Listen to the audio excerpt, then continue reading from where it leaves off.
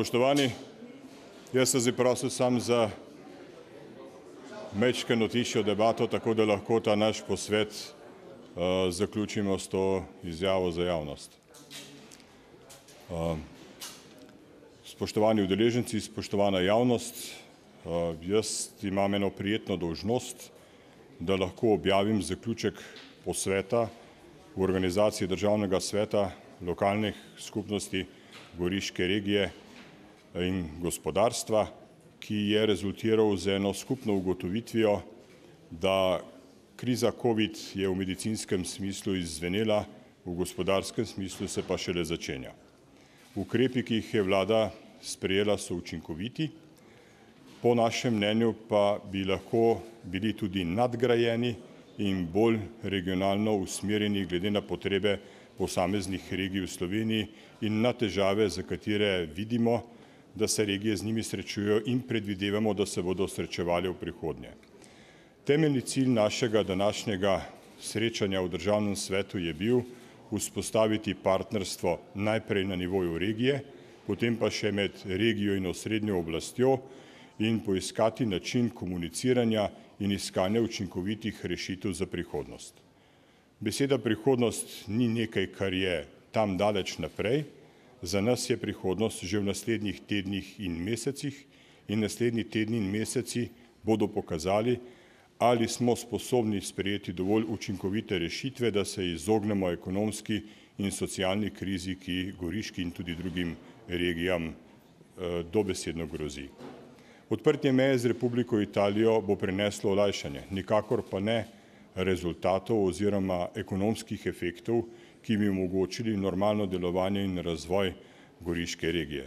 Potrebno bo storiti še kaj več. Kaj in kako, po mojem mnenju in po mnenju udeležencev, najbolje vedo tisti, ki tam živijo, delajo, upravljajo.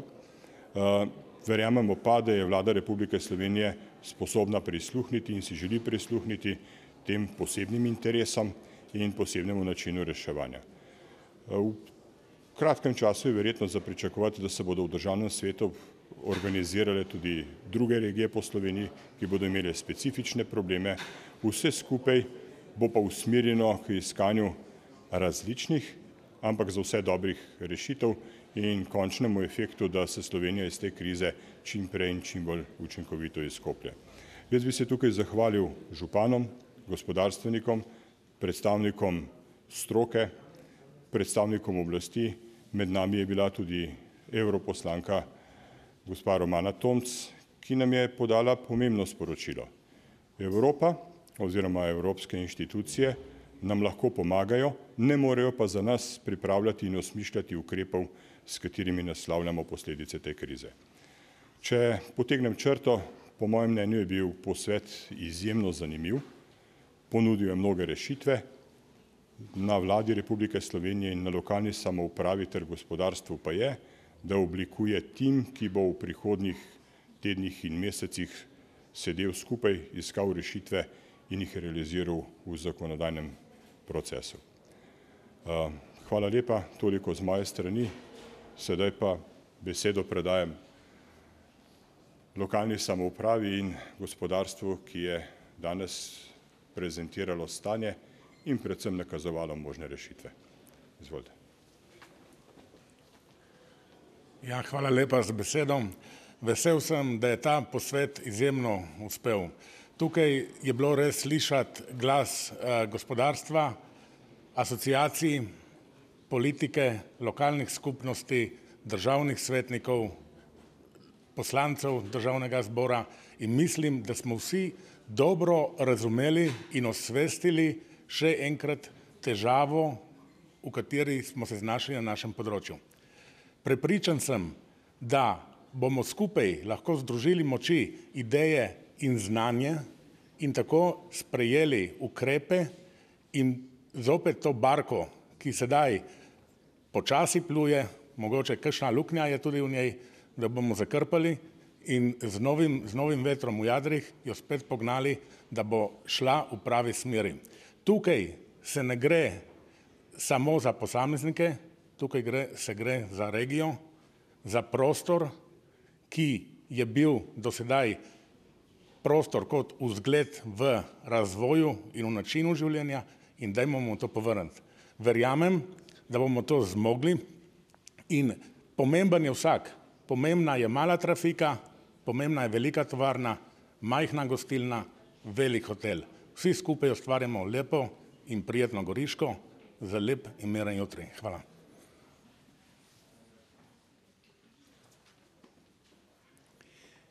Pozdravljeni tudi v imenu Mestne občine Nova Gorica in pravzaprav govorim tudi kot predsednik razvojnega sveta Severno-Primorske regije.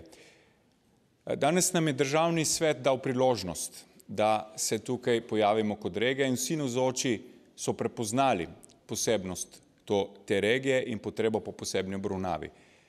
Ampak to ne pomeni, da pričakujemo posebno obravnavo samo za nas. Glavno sporočilo, eno glavnih sporočil danes je bilo tudi to, da je potrebno državo obravnavati po regijah in ukrepe v naslednji fazi prikrojiti potrebam posamezne regije. Če smo jih v prejšnjih valovih prikrojili recimo panogam, potem je zdaj čas, da jih prikrojimo realnosti, ki se je kot posledica te epidemije, te nesreče pojavila v posameznih regijah. In prve statistike že kažejo, da je naša regija gospodarsko, ki je gospodarsko tudi odvisna od Italije, posebej prizadeta. Prepoznali so to prednost, da smo prišli enotni, poenoteni, se pravi gospodarstvo, politika, druge institucije, da imamo načrte, da vemo, kaj naprej, kam naprej, da si želimo tudi ostati med najbolj razvitimi regijami. Po BDP-ju na prebivalca smo v tem trenutku 4. najbolj razvita regija z Ljubljano na čelu. Želimo to ostati in tudi naprej prispevati državi kot neke vrste hrbtenica razvitosti in napredka celotne države. To so tudi glavna sporočila, ki smo jih prinesli. Ohranimo tiste panoge, ki so dobre, dajmo razvijati tiste panoge, ki so perspektivne, ki imajo že neke zametke pri nas in tako tudi skupaj z državo popeljemo razvoj naših krajev naprej. Hvala.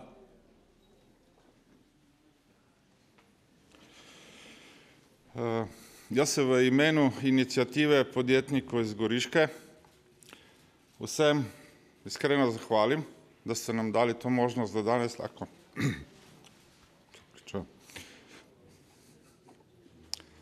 danes lahko izrazimo svoje težave. Namreč lahko pričakujete, da podjetniki bomo za svoja podjetja znali poskrbeti in ne pričakujemo pomoči za lastne potrebe.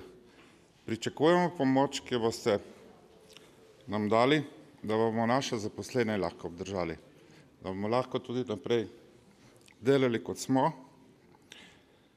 Ukrepe, ki pričakujemo pa na nivoju cele obmejne regije, so pa seveda ključni, da nas posebej obravnavate na čisto standardnih razpisih, ki jih ima Ministrstvo za gospodarstvo ali za kmetijstvo, s tem, da nas prednostno obravnavate. Vkolikor v Italiji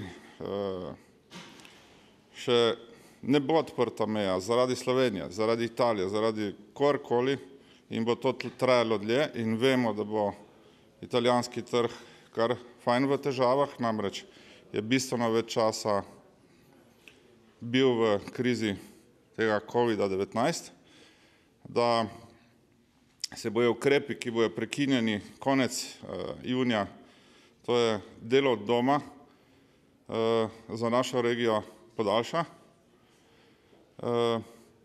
Potem imamo odličen ukrep, ki mislim, da v gospodarstvu rabimo začeti delati in ta ukrep je skrajšan delovni čas, mislim, da je zelo v redu.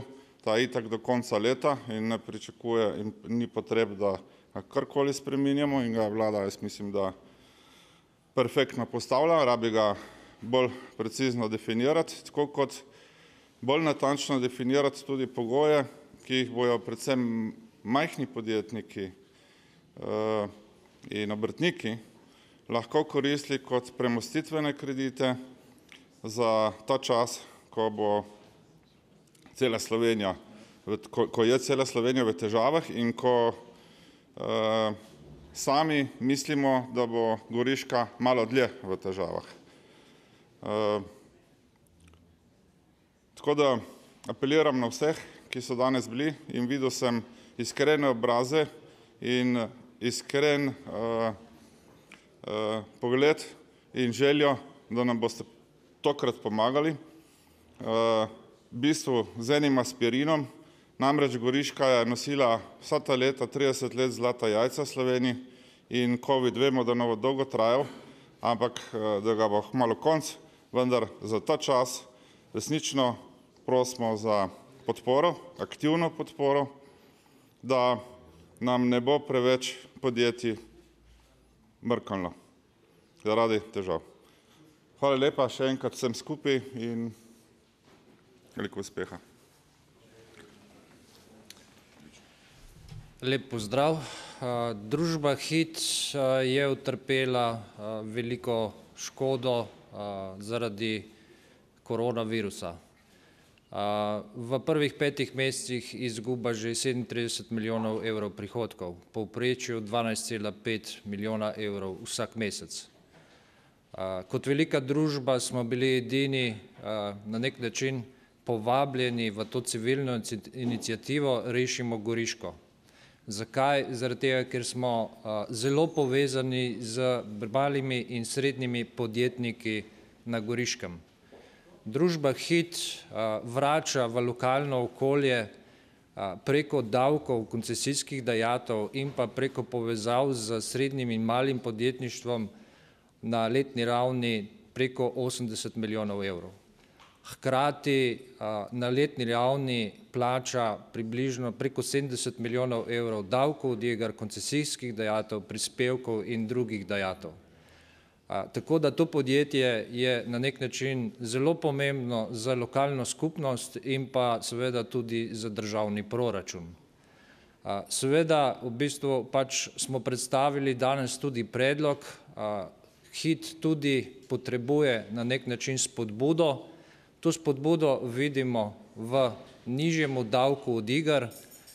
Nižji davek od iger pomeni za družbo konkurenčnost na italijanskem trgu, saj so vse italijanske igralnice bistveno nižje obdavčene, kot je družba Hit. Zato seveda to pomeni spodbuda za Hit, to pomeni bistveno hitrejše okrevanje za družbo in seveda bistveno hitreje pridemo do pozitivnih učinkov tako za lokalno okolje kot za državni proračun. Hvala lepa.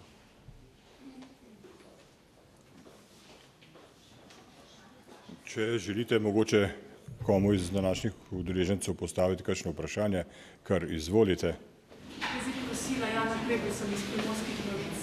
Mislim, da ste si tudi sami nekako dali za nalogo, da zberete statistiko, kaj se pravzaprav trenutno dogaja s posledicami te epidemije, kaj se je zgodilo zdaj, kaj se bo dogajalo naprej. Pa me zanima, če mi lahko mogoče predstavite prav te statistične podatke, ki jih verjetno boste potrebovali, da prepričate odločevalce, da imate prav, ne sem potrdite, da je regija bolj prizadeta kot ostale.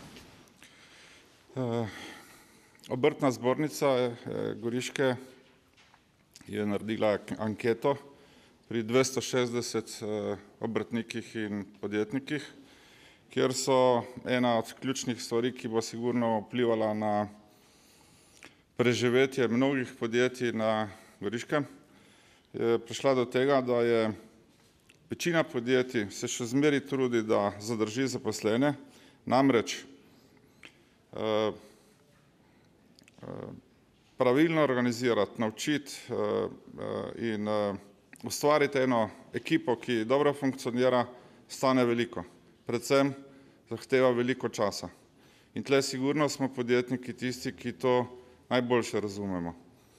Seveda je na drugi strani potrebno tudi paziti na večino.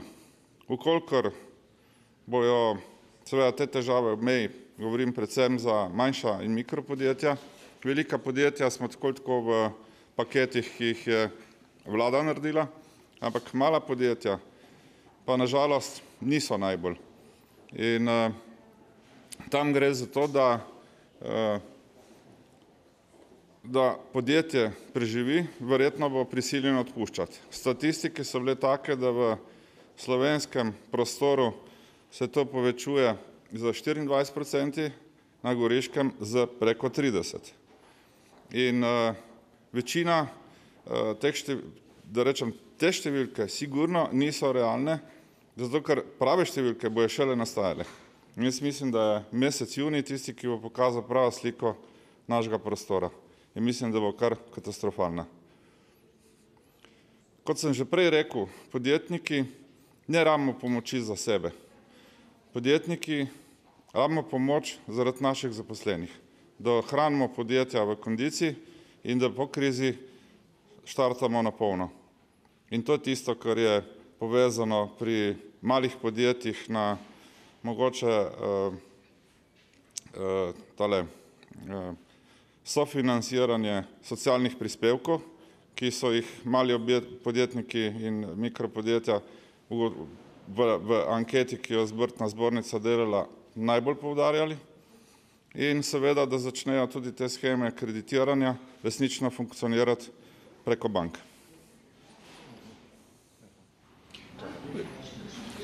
Mogoče na to vprašanje. Zdaj smo v neki obrambni drži pod tem vprašanjem, češ, dajte nam dokazati statistiko, da je res to, kar govorite. Mislim, da je že dovolj zgovorno to, da smo se uspeli združiti. Da smo se uspeli združiti in združiti tudi v anticipiranju tega, kar vidimo, da se dogaja in da se bo zgodilo. Se pravi, nočemo čakati, da bomo šteli žrtve. Hočemo narediti nekaj zdaj, da bomo žrtve preprečili. To je naš pristop, to je naš koncept. Ni pa res, da statistike ne kažejo. Zelo zgovorna statistika, uradna statistika, to ni anketa, uradna statistika Zavoda za zaposlovanje kaže, da so 3 regije skokovito naprej v porasti brezposelnosti in skupno vsem tem pravzaprav regijam, ki so deljene po zavodih za zaposlovanje, je to, da imajo mejo z Italijo. Torej, prvi signali so že in to zelo zgovorni signali. Dajmo poskrbeti, da ne bo še hujše, kot bi bilo, če kaj naredimo danes. Lahko prosim še glede vsebine ukrepov. Zdaj, če sem prav sledila, razumela gospoda Furlana, vi ste v glavnem za podaljšanje teh ukrepov, ki že veljajo. Potem v hitu si želite še neki nov ukrep za igralništvo, ali lahko mogoče ta širši nabor ukrepov vsebinsko, kaj, če ste ga že razdelali, če ste dali že na list papirja, kaj boste nesli novega? Ja, seveda smo dali na list papirja in tudi zelo pretehtali, kaj je sploh realno pričakovati. Zato, ker pričakovanja so po Sloveniji zelo velika in verjamem, da nismo edini. In vemo, da tudi žakelj ni velik. Gre za nekatere ukrepe, ki so neboleči in nič ne stanejo. To je premik cestninske postaje, to je prednostna obravnava Goriške regije na vseh razpisih Ministrstva za gospodarstvo in kmetijstvo. Ti mislim, da nič ne stanejo in da so enostavno izvedljivi. Potem so pa tisti, ki so povezani na regijo in jaz mislim tudi na igralništvo, ki ima izrazit vpliv na lokalno okolje. Če rečem, da generalno na regijo, tle so predvsem manjša mikropodjetja in srednja, ki se ukvarjajo danes na meji z ogromno stvarmi. Namreč ni, ko sem danes rekel tle v državnem svetu, da prihajam iz mesta, ki se kliče Nova Gorica, ampak to mesto je postalo z Italijansko Gorico in Šempetrom eno mesto. In da je to 3. največje slovensko mesto, ki ima preko 60.000 prebivalcev v mestnem predelu. In v katerem živijo Novogoričani, v katerem živijo Italijani, kjer živijo tudi zamejski Slovenci in kjer živijo tudi drugi narodi. Torej tudi multikulturno in zgodovini znano. Ampak razdeljeno je na pol. In ko razdeliš nekaj na pol in leva stran z desno ne more delati, ali pa sever z jugom, postane to težava. Postane težava obem polovicam. In tle je v bistvu zdaj, če bi te težave trajale dlje kot na ostalih mejah Slovenije, Potem v bistvu pričakujemo, da bo možnost čakanja na delo, ki se bo izšlo oziroma nehalo veljati konec meseca junija, podaljša za regijo. Ko govorimo pa o igralništvu, ki ima izrazito velik vpliv na lokalno okolje, pa mislim, da rabi tudi to kot dejavnost imeti posebno obravnavo. Naj se bodi v regiji ali v dejavnosti.